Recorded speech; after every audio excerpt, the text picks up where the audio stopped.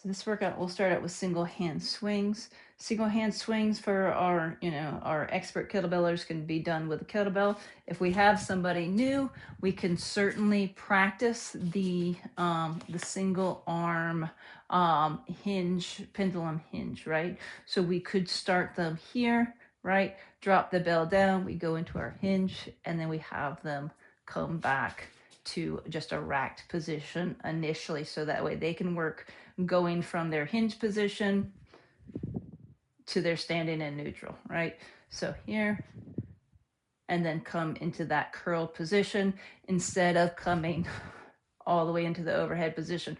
We can progress up to this, but for somebody new, we can start really trying to work on that hinge to neutral position. For our guys that have been doing swings for a while, same thing applies. We're just going from swing to neutral. This is just done, obviously, without any pause.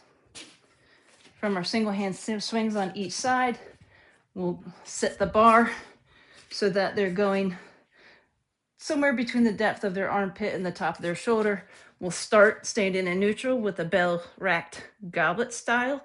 From here, we'll step laterally as we drop down into a squat position, switch our load, come up the other side. Then we'll return back to the starting position. Biggest things to note, we want to make sure that the T-spine stays extended as we drop down. So the tendency when we go into bob and weave is to let the bell drop down and around the upper back as we drop down. So you'll see a lot of flexion in the T-spine, which also leads to a little bit of compression of that lumbar spine. So even though our hips are dropping, our T-spine is extending as we drop down and come under that. So just bring awareness to that. If anything, if you're seeing that, sometimes it helps to lift the bell up just a little bit as we go under the bar, and that will help kind of engage that thoracic extension. From there, we'll do a kettlebell burpee. Kettlebell burpees, we'll start with the bell. We'll be standing directly over the bell. From here, we'll come down, we'll put our hands to the floor, we'll hop out to a push-up position. I like having the bell here because it kind of discourages this pelvic drop, anterior pelvic shift that tends to happen when we hop into a burpee. And then we hop back, get our weight back on our heels, and then from there, we're just doing a hinge to a posterior pelvic tilt.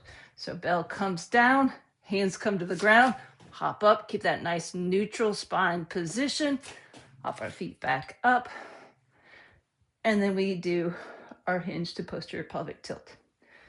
The last thing that we'll do, push-ups. Now, push-ups can be done on the bells if somebody is capable, but there's also a good opportunity to sling some bands up. So we have some assisted push-up so that we can really watch, make sure we're keeping good neutral position on the push-ups.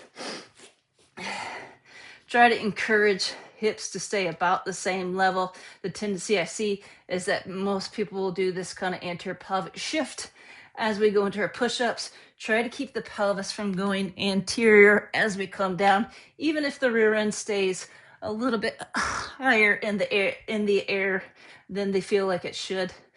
I like to keep the knees soft. That way we can encourage that slight posterior pelvic tilt, abdominal retraction as we come down.